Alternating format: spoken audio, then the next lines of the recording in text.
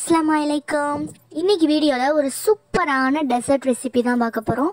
ஈஸியா பிரெட்டை வச்சு ரொம்ப டெலிஷியஸான ஒரு டெசர்ட் ரெசிபி தான் இது. வாங்க வீடியோக்குள்ள போலாம்.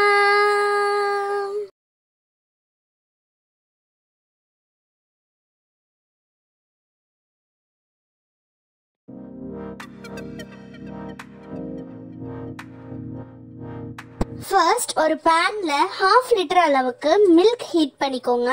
அதை நல்லா பாயில் பண்ண விடுங்க. உங்களோட ஸ்வீட்னஸ்க்கு ஏத்த மாதிரி சுகர் ஆட் பண்ணிக்கோங்க.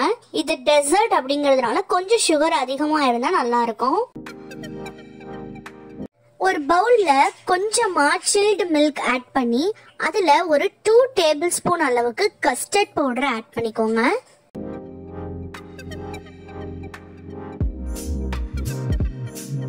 நல்லா லம்ஸ் இல்லாம கரைச்சி விட்டுக்கோங்க.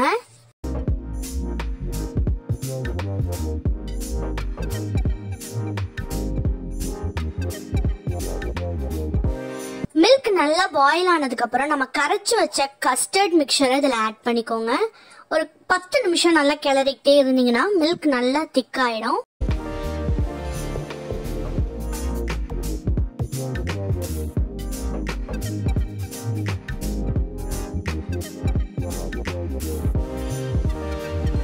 இது கொதிச்சிட்டு இருக்கும் போதே இடையில ஒரு 3 ஏலக்காவை தட்டி ஆட் பண்ணிக்கோங்க.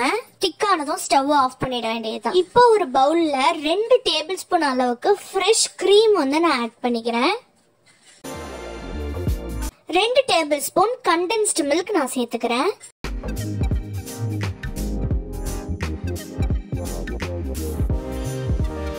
இப்போ இது ரெண்டுத்தையுமே நல்லா ஃபைன் மிக்சர் ஆகுற வரைக்கும் கையாலேயே நல்லா பீட் பண்ணி விடுங்க. இந்த அளவுக்கு நல்ல ஒரு வாட்டரி கன்சிஸ்டன்சி ஆகுற வரைக்கும் நல்லா பீட் பண்ணி வச்சுக்கோங்க. நான் இன்னைக்கு நார்மலான மில்க் பிரெட் எடுத்திருக்கேன். நீங்க எந்த அளவுக்கு குவான்டிட்டி செய்ய போறீங்களோ அந்த அளவுக்கு பிரெட் எடுத்துக்கோங்க. நான் இன்னைக்கு 6 பிரெட் எடுத்திருக்கேன். அதோட அந்த சைட்ஸ் எல்லாம் ரிமூவ் பண்ணிடுங்க. உங்களுக்கு சைட்ஸோட சாப்பிட பிடிக்கும்னாலும் நீங்க சைட்ஸ் ரிமூவ் பண்ண தேவையில்லை. இப்போ ஒரு டவால கொஞ்சமா கீ விட்டு நம்ம எடுத்து வச்ச பிரெட் எல்லாத்தையுமே லைட்டா டோஸ்ட் பண்ணி எடுத்துக்கோங்க. இப்போ நீங்க எந்த வெசல்ல மேக் பண்ண போறீங்களோ அந்த வெசல் எடுத்துக்கோங்க. நான் இன்னைக்கு ஒரு பிளாஸ்டிக் கண்டெய்னர் தான் எடுத்திருக்கேன். நம்ம ப்ரிப்பேர் பண்ணி வச்சோம் இல்லையா கஸ்டர்ட், அதை ஃபர்ஸ்ட் லேயரா ஆட் பண்ணிக்கோங்க.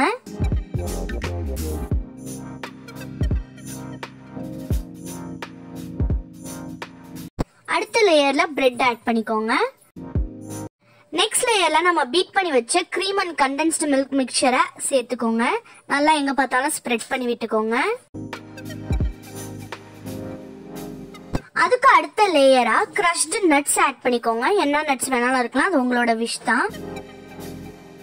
நட்ஸுக்கு மேலேயுமே லைட்டா அந்த கிரீம் கண்டென்ஸ்டு மில்க் மிக்சரை நான் சேர்த்துக்கிறேன். இப்போ இதே ப்ராசஸே நம்ம மறுபடியும் ரிப்பீட் பண்ணிக்கிட்டே இருக்க வேண்டியதான். உங்களுக்கு எத்தனை லேயர் வேணுமோ அத்தனை லேயர் வச்சுக்கோங்க. நீங்க எவ்வளவு பெரிய கண்டெய்னர் எடுத்திருக்கீங்களோ அதை பொறுத்து இருக்கு. உங்கள்கிட்ட சாஃப்ரான் இருந்துச்சுனாலும் நீங்க சாஃப்ரானும் ஆட் பண்ணிக்கலாம். இன்னைக்கு என்கிட்ட அது இல்லை, ஸோ நான் அதை சேர்க்கல.